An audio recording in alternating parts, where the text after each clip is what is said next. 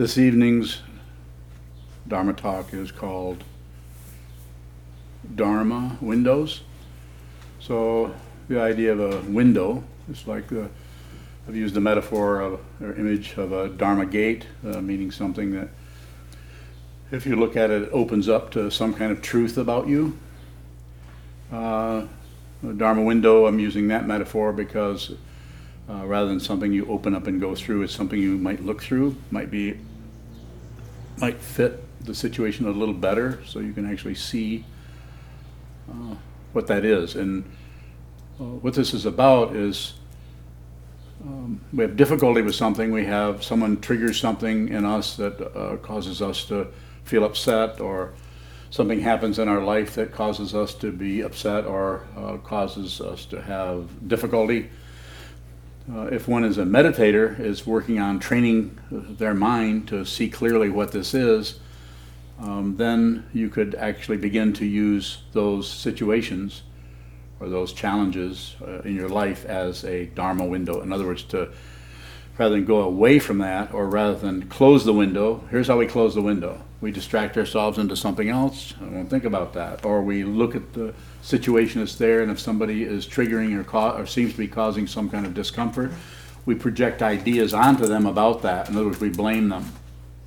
So if you have somebody in your life that is causing you difficulty, it's probably, the difficulty is already in you.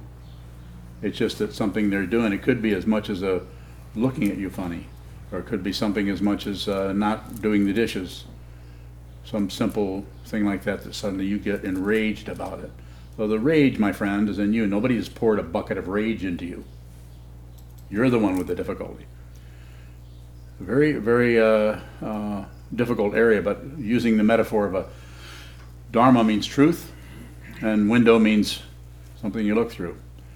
So the idea there is when something happens in your life that is difficult, and again I said if you don't train your mind, if you're not a meditator, this will be much harder to do because you'll tend to do it conceptually rather than with the awareness. With people who have not spent some time stretching the awareness, training the mind to prioritize the awareness rather than the shit that arises in it, we'll miss the point. You'll get hooked by the things that happen, and they'll pull you this way and they'll pull you that way, and you'll blame, or you'll feel sorry for yourself, or you'll go into some kind of guilt situation. But what am I saying? I'm saying insofar as you can, just observe. Just whatever arises in your mind's eye and your mind, whatever arises in your consciousness, do nothing with it. And the more ragged and raw it is, and the more distasteful and foul-smelling it is, or whatever kind of negativity you want to describe it, do nothing with it. If you move 1 inch towards it, 1 inch away from it, or if you shut down, you've missed the point. You've actually missed a part of your life. You've missed a part of your life that may have to show up 3 lifetimes from now. And I'm not here to promote past lives. I don't even believe in it. Of course, I don't disbelieve in it either.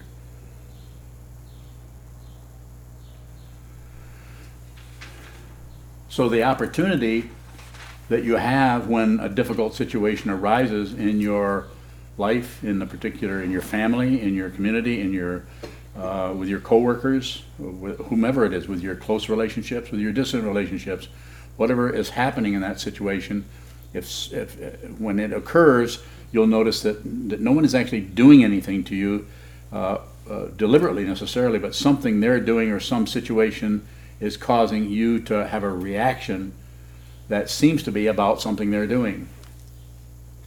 And it's not to say there isn't something there, but the emotion or the feeling that you're having is yours. And if you don't examine it, if you don't look at it, if you don't in some way accommodate that and look at the texture of that, it will continue to haunt you. And it can sometimes be so difficult that it causes negative feelings that are even more intense than the original negativity that was engendered by something somebody said or did, or an incident that happened in your life.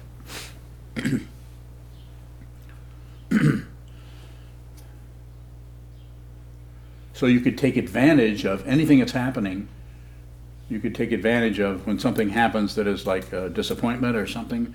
It's not that you might not feel that it's a disappointment. Maybe you lost a job. Maybe you didn't get a job you applied for. Maybe someone you're in a relationship with broke up with you. Maybe somebody that you're in a relationship, you wish the hell they'd break up with you and they don't, and you don't have the guts to do it. How's that for a Dharma window?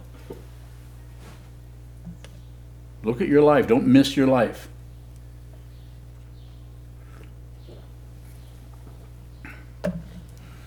If you're really looking at what is happening in your life without adding anything to it, it should be this way, it should be that way, it shouldn't be, they did it, this shouldn't have happened.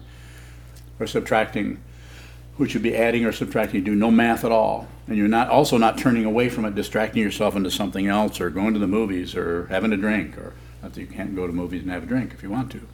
But when you're using that to get away from something that it might be a good idea if you paid attention to, what you're doing is it's going to come around again, because anything that arises in your life by way of your thought patterns, your emotions, your ideas, whatever is happening, needs to be received. You need to give your attention to everything that's happening. Mind is very fluid, and the mind is very sensitive.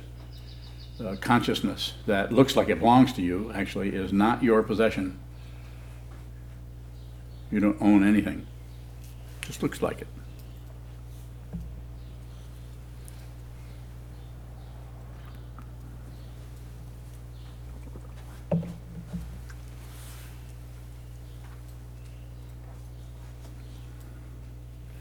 Seems to be necessary to meditate. You don't have to be a Buddhist. You don't have to join the Sangha. You don't have to live in a monastery. But if you're in your living situation, if you just believe your thoughts, believe your opinions, believe your ideas, you're going to go in circles. You may think it's a straight line. I'm not accusing you of anything. But you may think it's a straight line, but it's actually circular. Probably your friends can see the circles. They have a little bit of objectivity. They might have their own circles that you can see. That's what friends are for. Friends, you'll notice your friend knows you go in circles, knows you're a little bit crazy, but they love you anyway. So they're never going to point those things out to you. The Sangha might point things out to you, but they might be a little bit more respectful when they do it. Rather than accuse you, they might just point something out. The same as the one who functions as a teacher may do that, they may not. And there's no guarantee that if you just look at the situation, watch things coming and going and coming, there's no guarantee that that's going to somehow magically solve everything. It may not. You may have to have difficulty from now on. It's possible. I'm not being nihilistic. I'm just being realistic. There's no guarantee. The causes and conditions that arise as any apparent living being are unsearchable. I'm not saying you can't go back to when you were 4 years old, how you were mistreated. I'm not saying you can't go back 4 months to how you were mistreated and treated in a negative way or in a harmful way or in a disrespectful way. Of course, those things happen. But you can't find the original source even for your life. Do you remember 3 months, 4 months, 8 months, 2 years before your first birthday ordering this lifetime? If you do remember it, what the hell did you order this one for? Why didn't you get one where you have a lot of money, you're extremely good looking, you have a really clear, you're very, very sane, you're a very sane genius, isn't that what they call them? A very stable genius. You could be that if you wanted. Sorry. I'm not really sorry.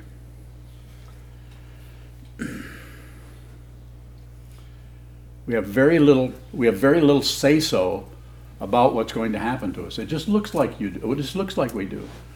No one is, I don't care how evil, terrible, horrible any individual has been, they are not, I'm not saying they don't have some responsibility, but they're not fundamentally to blame for being born a dictator or being born someone who abuses people. They're not to blame for it. They're showing up a certain way, and how they work with that, they may be shutting down on their responsibility, which will cause them to go through another cycle. The next, if they're a murderer in this lifetime, the next lifetime, they're probably going to be the victim. And unless they get some clarity around it, that keeps going like this and like this and like this and like this. Don't believe a word I say. I'm not here to convince you of anything. I'm here to help you see what is true yourself. That's what a Dharma window is, so you get to see it. If you see what is true, you don't need me, you don't need anybody.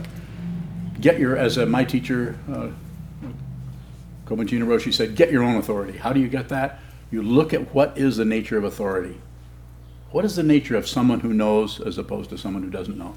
Have you noticed you talk to anybody, everybody thinks they know. You can get advice about everything from how to meditate to what to eat. And some people have these great, big, huge credentials on their wall that say psychotherapist or whatever.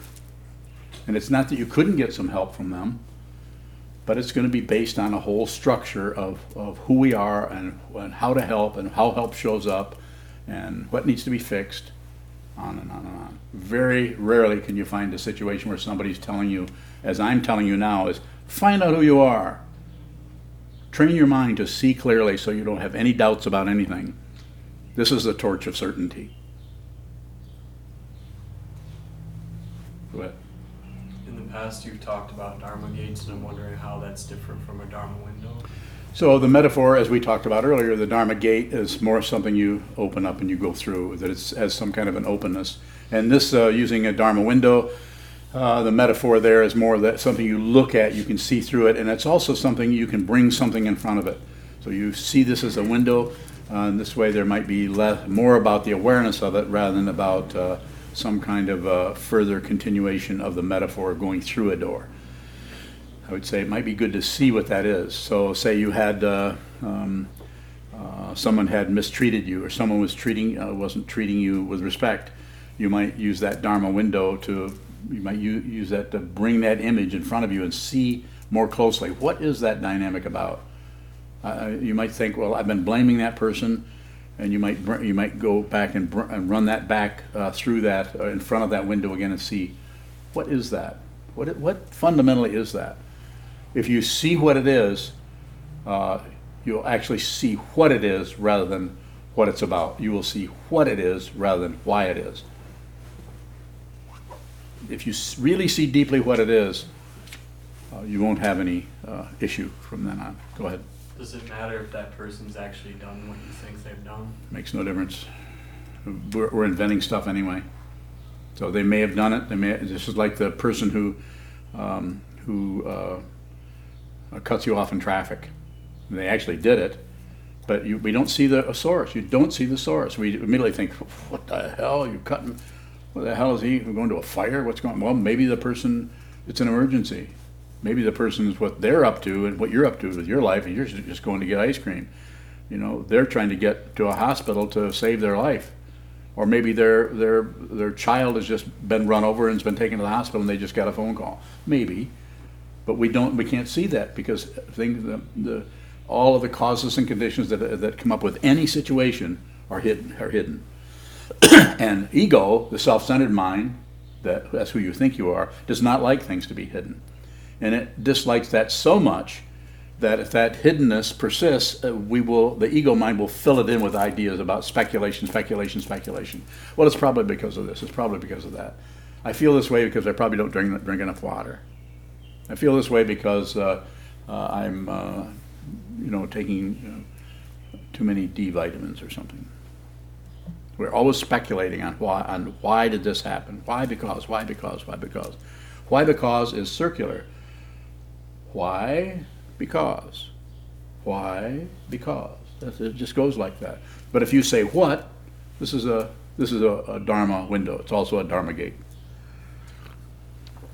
Because if you do say what, you're not going to get a conventional kind of response. You're going to get something that you may not even know what it is. But if you persist, since it's your consciousness, insofar as it belongs to anyone, and you're having difficulty with this, or you wouldn't even be looking at it, then that has the opportunity to appear in front of you so that you can relate to it through your awareness, not through your thought process or your opinions. Ideas, opinions of right and wrong, they may be relatively correct, but it's a trap, and it just supports more self-centeredness and more egotism. And maybe that's okay with you. If it is, if you've got 10 more years to live, 20, 50 years, or whatever it is, I'm not here to correct anyone. Shut up. Is a Dharma gate something we work with during Shikantaza? Probably not. Sitting meditation, it may show up, but sitting meditation is just sit down and receive. And if you're just sitting down and receiving, you're not doing any kind of movement, you're not doing any kind of activity with it. So it may show up, but it also will probably pass away just as quickly if you've been doing Shikantaza or sitting meditation for a few years. Yes. When you talk about turning something into a Dharma gate, if we have a particular issue, what's being suggested there as a practice? The practice is don't jump to conclusions about it. And when I say don't jump to conclusions, if you've already jumped to the conclusions, then don't jump to conclusions about that. That's double negativity. The first negativity is negative enough. That person did that ass. Who the hell do they think they are? That kind of thing. We're doubling up on it. And then the next negativity would be, I shouldn't be thinking that. This is circular.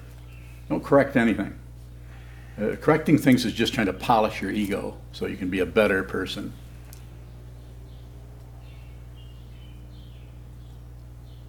Is there something to do about a particular issue? Like, should we, off the cushion, bring that up to look at it like a Dharma window or a Dharma gate?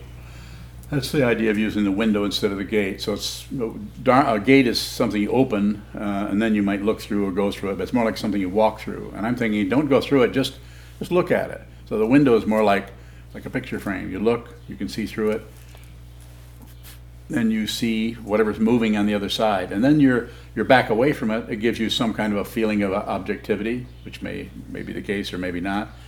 But it's just a device, really. It's just a device, a metaphor to help you look at something rather than add on, I like it, add on, I don't like it, add on, they shouldn't have done that, add on, blaming them, or blaming yourself.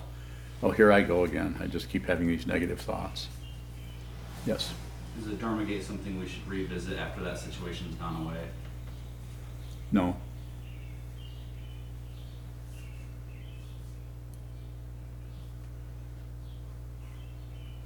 Danny? If we see that we've made a conclusion about something, is there a way to take a step back from that? Just seeing that you've made a conclusion is enough. So, and you're referring to the teaching that the way that I put this is don't conclude, include.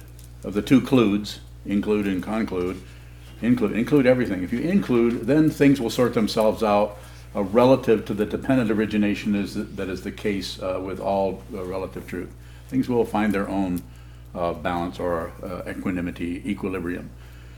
But if you see that you're concluding something, all you do is that's a window. Just look at it.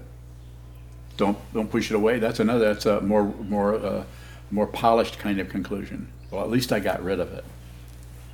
At least I knew I was doing that and I pushed it away. More? How can we tell if we're pushing it away or if it just goes away naturally? Well, if you push on it, it's probably not going to go away. It'll change shape or color or angle and come at you at a different time at a different place, and there'll be a similar energy. It'll just come back and it'll cause you to say something like, "Well, I got rid of that," or "I thought that went away." But if you don't do anything with it, then it gets its energy and gets its energy and its whole dynamic comes from the three poisons: pushing, aggression, pulling, passion, or explaining or blaming, passion, or shutting down on it. Something that's coming up in your mind, if you shut down and turn away from it, you create a polarity there that situation gets some kind of energy from that because you're not really fundamentally separate from it. So when you try to push on something you're not separate from, it wants back in. More? Good question. What's that? What is the sense of control that we think we have over things? Just that. We think we're in control. There's very little control. If I had control, I would stop aging. I don't have any control. If I had really had control, I wouldn't have even been born, because it was pretty rough when I was young. So I even remember a really early memory I had when I was probably 2 or 3, and it was almost a question that came up in my mind. I've mentioned this before. It was pretty strong, and it was, why did I come back here? Of course, now I know. Yes, I'm here to make up shit. Yes. Should we try to, I'm not sure how to say it, but like, is there a way to go into or put ourselves deeper into the type of conflict that could be talked about as a Dharma window? Yeah, I think that there's a strong sitting practice. Sit down, hold still, do a lot of it. Not only an hour a day, do several hours a day. It can't be a hobby. I mean, it could be. You can make it a hobby, but and that might meditation or mindfulness practice might cause you to settle down and be more relaxed or more calm, or well, sure, it can do some of that, but it's still a relative situation. If you actually want to transcend these kinds of situations and see deeply, maybe even transcendence isn't a correct word, but to see fundamentally what it is, then repetition, doing a lot of sitting down, holding still, watching the way the mind keeps inventing things, making things up, daydreaming, and then inventing, and then thinking about this, analyzing that, and then spacing out and going to rehearsing or remembering something that happened 3 weeks ago, or something, a conversation you had, a constant moving around. So the Dharma window is about if that particular issue keeps surfacing in post-meditation and your everyday interaction with others, then that would be a time when you could work with it as it would show up in post-meditation or at the kitchen table or going for a walk, or you could just look at that for what it is without necessarily coming to a conclusion. And if you come to a conclusion spontaneously, just like we were born spontaneously, we didn't necessarily decide to do this, but if something is born, like a thought is born about that spontaneously, don't add to it. It's difficult because the self-centered mind, the ego mind, wants what? Control. We want control, and if we'll settle for even the illusion of control. If you watch the news, you'll see all kinds of people that are convinced they're in control. It's quite humorous, if it weren't so tragic, to see people feigning some kind of control over everything. Yeah. Earlier we were talking about how much I hate Nishikai. Which one is he? Yeah. I'm just wondering, when you have a particular person or situation that causes you difficulty, if you should go out of your way to like Tell him put off. yourself in front of them so that you are looking at that abrasiveness. So what I say is if you have something that keeps coming up, like hatred of Nishikai, then at some point, rather than just let it, risk the idea of just eventually just popping him one, or tripping him as he's going down the hall. He's coming into the Zendo, if you're the Doan, you could stick your foot out and trip him, and you could go, whoops. But it would be his practice. It would be a Dharma window for him, and he would look back and he would forgive you, probably. So the one way we often talk about it here is if people who live at the monastery are residents here, if they have some kind of difficulty, even if it's some kind of a trigger situation, rather than let it kind of roil around and get more difficult, I usually, if those one person or even two people or whatever, they come to me, if one comes and it's about someone else and it seems necessary to do that, I might say, why don't you sit down with that person face to face, make it a formal situation, bow to them, they bow to you, you bow to them, say, I have something I want to discuss with you. And if this is your mate, this is somebody you're living with, which we have people that are together here, it's your mate, it's a good idea to just look in their eyes for a minute, 30 seconds, a minute, a couple minutes, so that you reground yourself in your original inspiration to even be together in the first place. That kind of goes beyond the words. You could do that with anyone, but that would be a really good idea to do that for whatever length of time you need, so you're actually just present with the person. Being present is something that you are. It's not something you can do. But something you can do is hold still. So hold still, and then bring up, you know, I hate you, Nishikai, and I'm not sure why, but that rhymes. And then Nishikai can come back and say, feeling is mutual.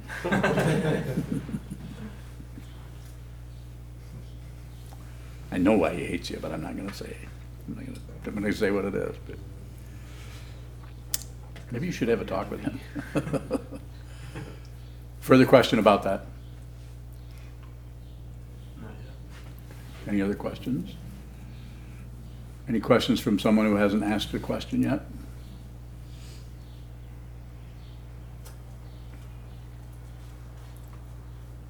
Just looking at the image of a Dharma window, Yes. what would it look like, or how might that show up if there was some form of resolution or around that? I'm not following. With the Dharma gate, it's talked about going through a Dharma gate, Yes. you pass through it, and that shows up to me like some sort of understanding has occurred, so there's Yeah. a resolution. I'm wondering with the Dharma window, is there similarly some sort of, Yes. And using a metaphor, I think the window would just go away. But the window is always available to bring something into that scenery. It's like almost like a stage set. So you have a stage set, you bring that situation on, you might rehearse that a little bit to get an idea of what's actually happening there. Is this person actually doing something to harm me, or, yes?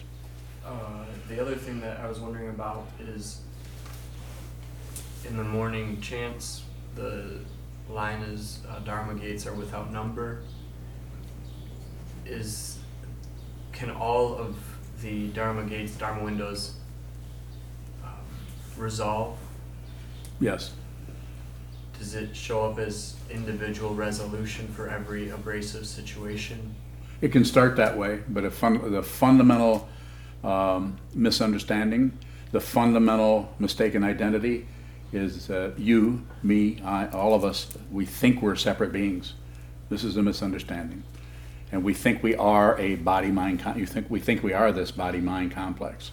We not only we intensely believe in it, we know this. We know this is us.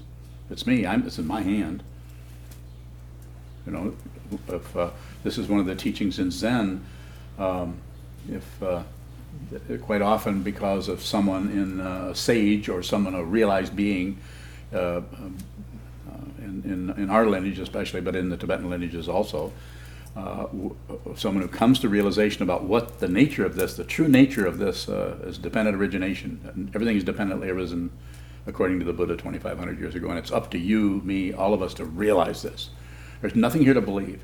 I don't believe in Buddhism. Belief is a real low level of understanding. Belief means you think something is true that you haven't looked at. And when you look at it, you don't know what to do, so you just decide to believe in it, or however that may show up. Not a good idea. On the other hand, if you disagree, go and live your life. Do whatever you want to do. Forget everything I said. In fact, then in fiction, you should walk out of here and drop everything I said. That way, whatever is important, if you really need to hear that, it will haunt you. You'll remember it years from now. Or you might think, what was it that one guy said? People kind of chuckled when he said that, and it wasn't even funny.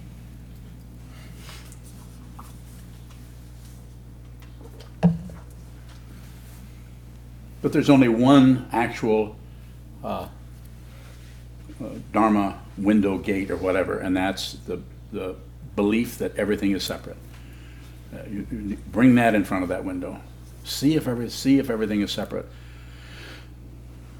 See if beings are separate from you. See if there's an individual identity that we call me, I. See if that's real. And see if the whatever this body-mind complex is this you? Find out who you are. That's when I say train your mind. I also say find out who you are. You'll find out you don't exist, nor do you non-exist. You don't have a location. The physical space is a great grand illusion. Time and space, past and future, are illusory. There isn't anything but this. There isn't anything but now. This moment has no dimensions. You can live here, or you can live in all those dimensions and fight with your world. You can fight and win, and lose and win. Fight and win some more, and then lose a little bit, and then fight some more. Lifetime after lifetime after lifetime, as a body-mind complex that thinks it exists. Don't believe a word I say. Train your mind. Find out who you are, yourself. You don't even have to be a Buddhist. It helps because having a structure to do this actually helps you focus on seeing, what is this? Who is this? Who is this? Good luck. What? Shane from California has a question. Another question from Shane. Go ahead, Shane. Is there a way to convince people to stop blaming everything and everyone? Do yourself. Don't worry about others. You can't convince people of anything. If I could convince everybody, I could go around and find everybody's don't believe it switch, I'd go around and turn you all off. Don't believe it. Don't believe any. Don't disbelieve it. Don't believe it. Don't disbelieve it. Don't do anything with it. Anytime this is how awareness looks when you believe something. Stop investigating everything. I just believe that. Why do you believe it? I don't know. You got to believe in something. Well, I don't believe that. That's the other one. The best one to have is this one. And what is this one? Do you know which one this one is? I believe it. I don't believe it. What is this one? Help me here. Ignorance. Looking away. Not seeing. Not stepping up to the window. I'll tell you what it is. It's not knowing. But it's a profound presence that doesn't know. It's not jumping to any conclusion. It doesn't need a conclusion because it sees deeply into what this is. And to the ego mind, the self-centered mind, excuse me, the self-centered mind, it feels like a failure. But to Buddha nature, Tathagata Garbha, it's the truth. And it doesn't have a polarity that it's a lie. There is only the truth. He has a follow-up point. He said, it's kind of my job as a counselor. Quit. Come to the monastery and live. Be a monk. Forget I said that. You shouldn't be a monk. You should be a counselor. So counsel people. How do you counsel people? Listen. Don't give them any advice. Listen, receive, receive, receive. If it's necessary to give them advice and you've been training your mind, Shane, then you'll spontaneously know what to say and when to say it and when not to say it. You won't be able to help yourself. And you will be, people might say, oh, that helps me so much, and you won't even know what they're talking about because there's no one there to take credit for it. If you're really helpful to others, you won't know it. If you think you're helping people, you're deceiving yourself.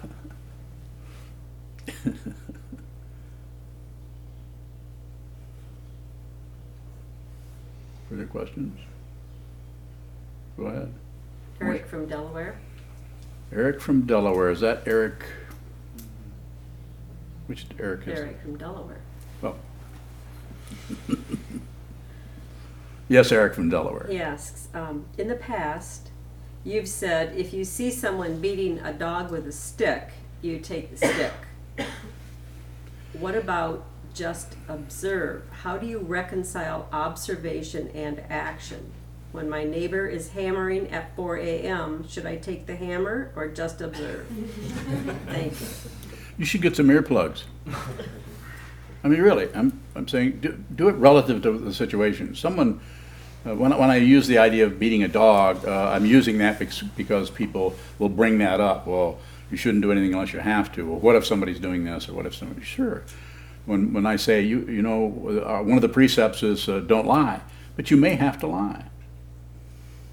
You know, so it's the idea of being aware of that, so that you're always in the immediate situation. You're not in some kind of artificial law or rule or standard that you're obeying. And in that way, and the common metaphor for that kind of thing is if somebody is a murderer and they can't find their victim, and you know where their victim is, and the murderer asks you where the person is, you lie. You're going to help that person murder somebody.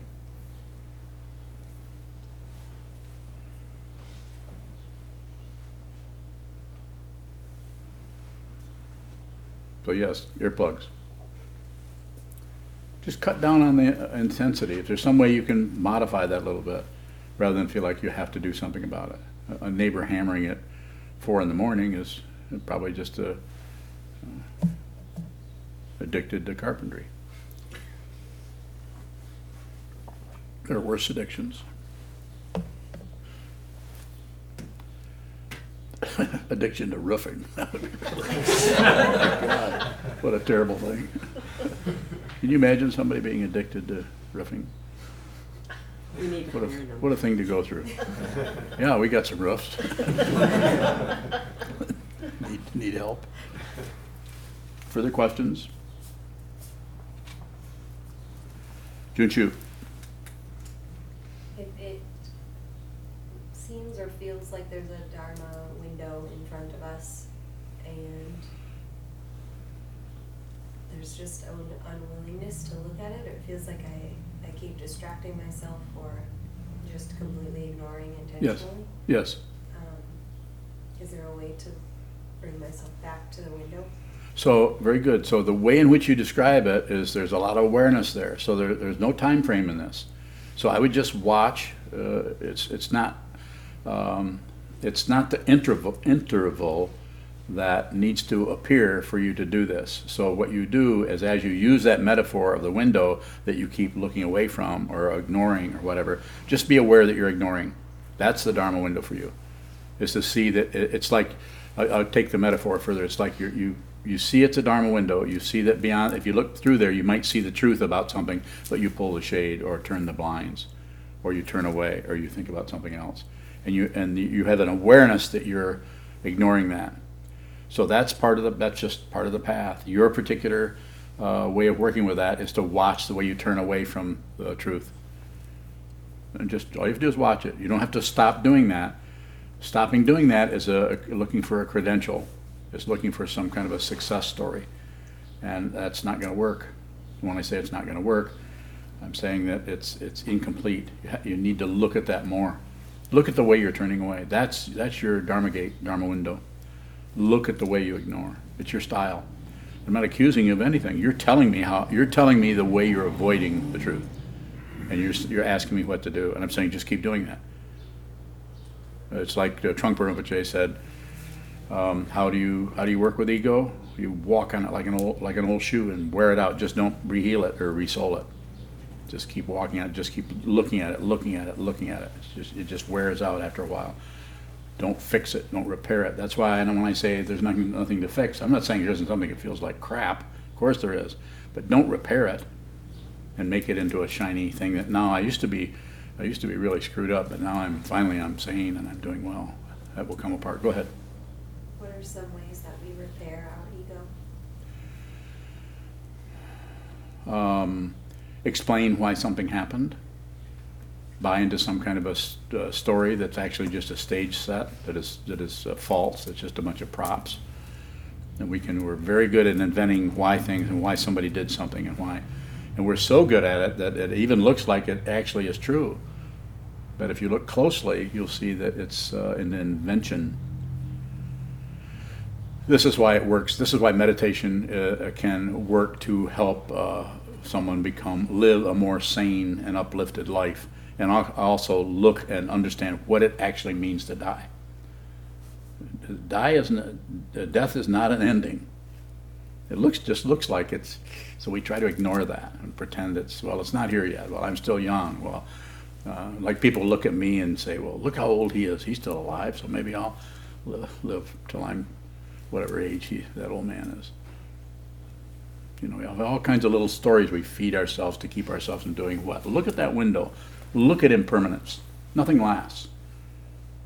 Nothing lasts. But yet, who you actually are, your actual identity,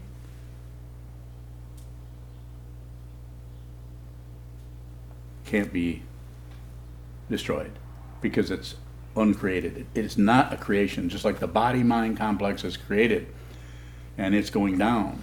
But your Buddha nature is without a source and is not separate from anything and doesn't belong to anyone. And that's your actual identity. But don't believe a word I say. Train your mind. I'm only able to do this because I spent a lot of time doing this and I had some very good teachers who didn't cut me much slack. I'm a sweetheart compared to those guys.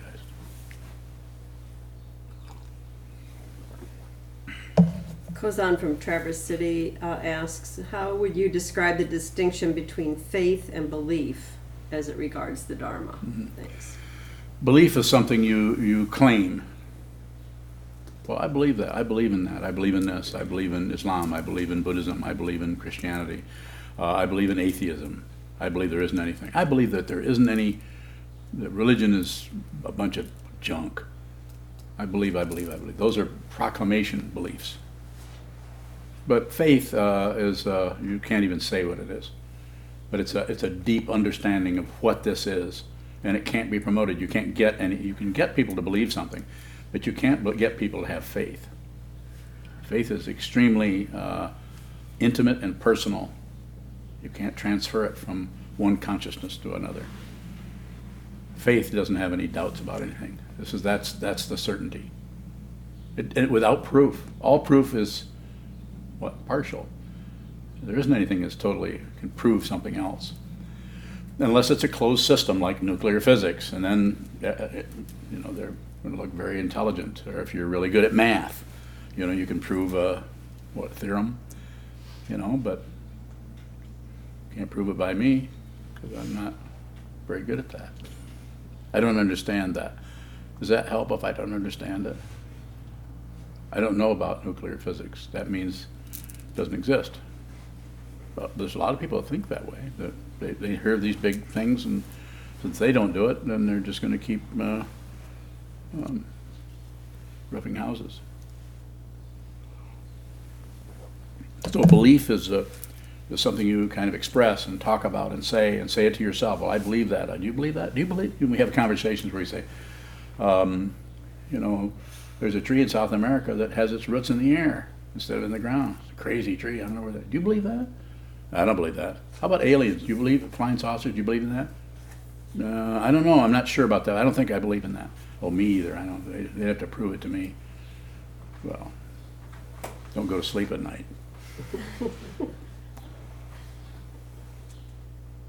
Yes, sir.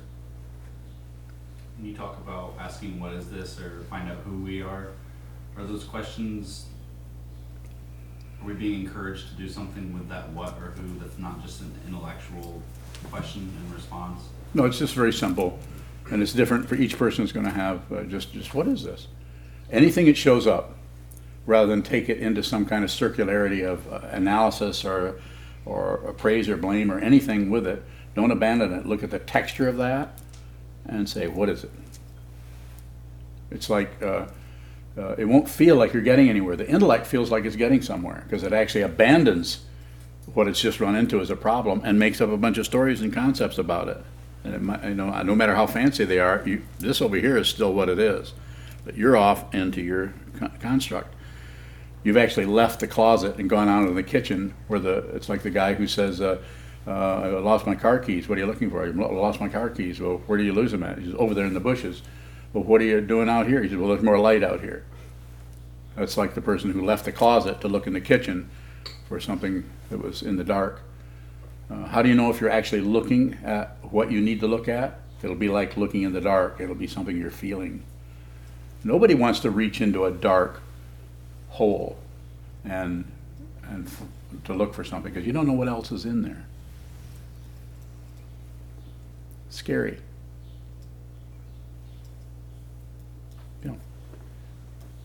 I find in my experience of asking what questions, it doesn't seem much different compared to how you describe why questions. I have a what and I get a response, and it seems to just be its own kind of circle. So is the what question supposed to generate an answer? No. But it's something to do with a question that's closer to what a question actually is. Because the fundamental misunderstanding is that you're a solid being. So anything that arises, if you say what is that, then that will show you that you can't really know what that is, but it has to be your consciousness this happens in. It can't be this old man telling you something. A why question takes you into because. And that may have its own accuracy. It's just that it's circular. And you'll be back around for another question, another question, another question. People do this their whole life and think that that's a straight line when it's just a series of circles. You want to go in a straight line, then go right at what is that? It's very direct. And that's the only way you'll see yourself what is fundamentally the truth, that everything is dependently arisen and it is empty of a self and it's empty of an other. That needs to be seen. Or not. Maybe you should do something else. Well, not you, other people. You need to stay here.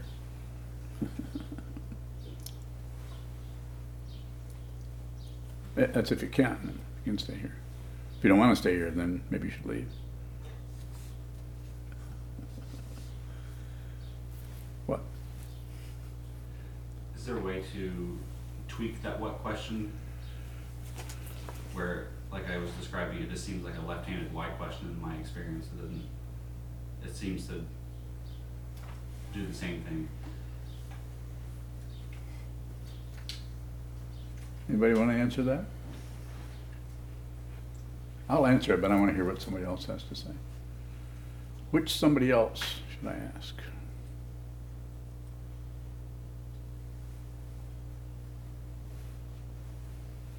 Can I pick? Yeah. Neil. Stop searching. Okay, stop searching. How does that sound? Words. But don't give up. I think I think just to be persistent about it. That's why we have so many hours of scheduled sitting meditation. Anybody that lives here, as you know, sits 6.5 hours a day, or at least as much as they can, depending on their work situation or other things that are going on in their life. It just seems to be important to do a lot of that, so that when you do relate to whatever issues or situations are coming up for you, that you're as direct as possible about it and have as little the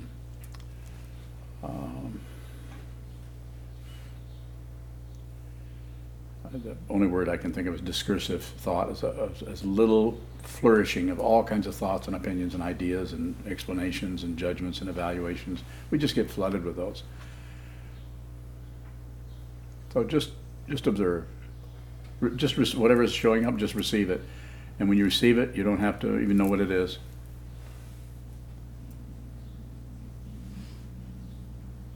Further questions? Yes. Further information from Shane. He says, I have to fill up a lot of space doing group therapy, and they have a serious aversion to meditation that doesn't make them feel all giddy and zen.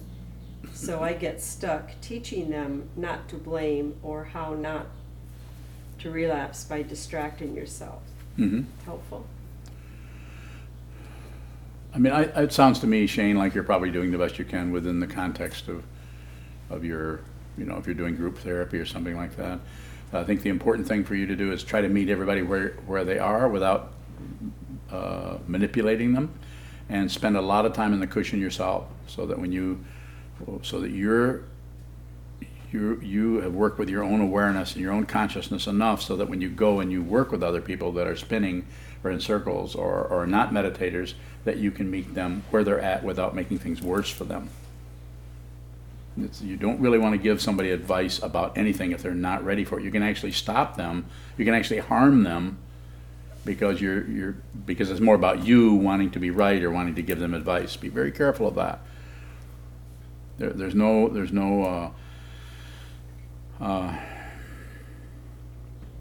the kind of the accomplishment mentality can get in the way. The only thing you have to really do to help people, be present and receive whatever they're saying. Ask them questions about it, with not in interrogation, but ask them how things are going. Have some interest in what's happening, but be very tentative about any kind of advice.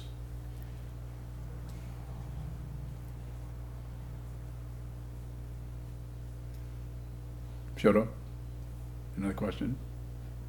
Any other questions from anyone here? Thank you so much.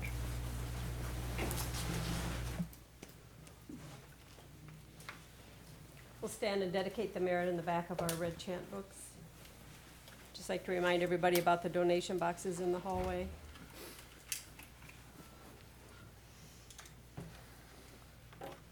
We appreciate and count on your ongoing donations to help support what we do here and the teachings. Thank you.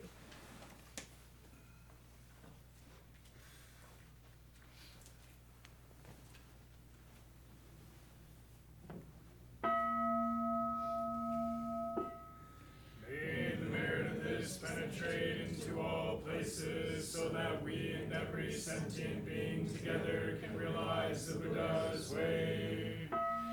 Jiho san ji shifu,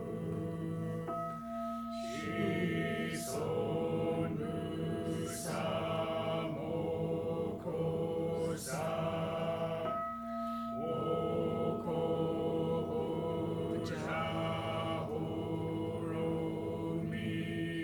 The 10 directions, the 3 worlds, all Buddhas, all venerable ones, Bodhisattvas, Mahasattvas, the great Prajna, Paramita.